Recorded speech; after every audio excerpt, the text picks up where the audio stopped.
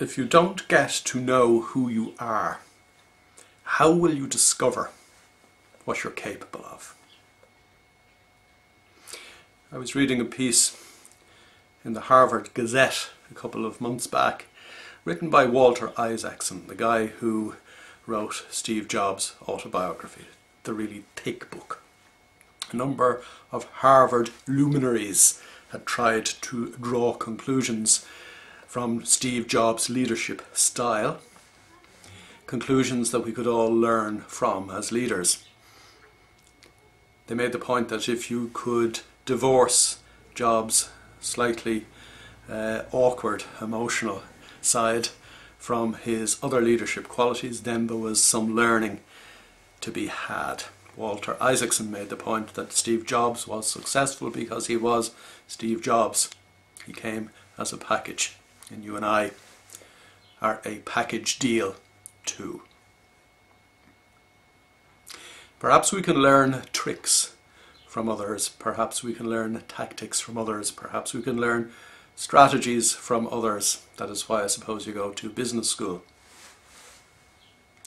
But an MBA won't reveal who you really are, won't reveal your true potential.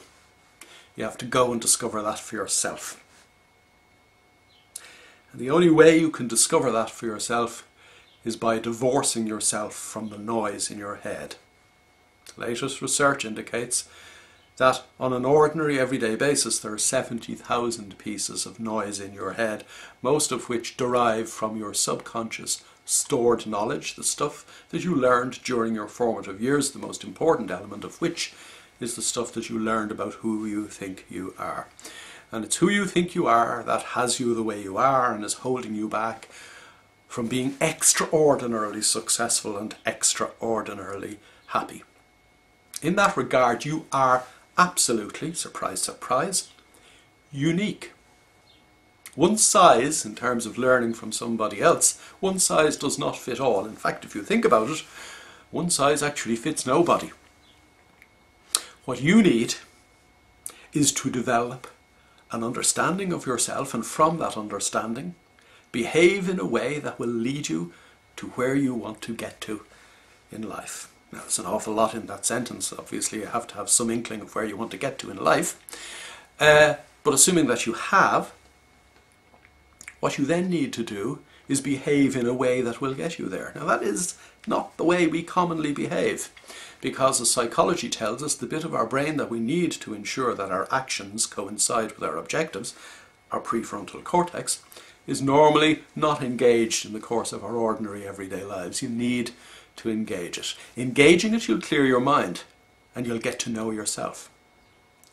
And then engaging it further in the course of the day-to-day cut and thrust of life, you will ensure that what you're doing is the right thing and that you're doing it to the best of your ability and that it will take you to where you want to go in life. Now, how do you develop an ability to engage your prefrontal cortex? Because you don't get up one morning and say to yourself, I'll switch it on and it'll be on for the rest of my life. I suspect you know the answer to that question because it's all over this website. You meditate. Meditation is an extraordinarily powerful tool to enable you turn your mind on. Until you turn your mind on, it actually goes without saying, but until you turn your mind on, how are you going to get what you want out of life?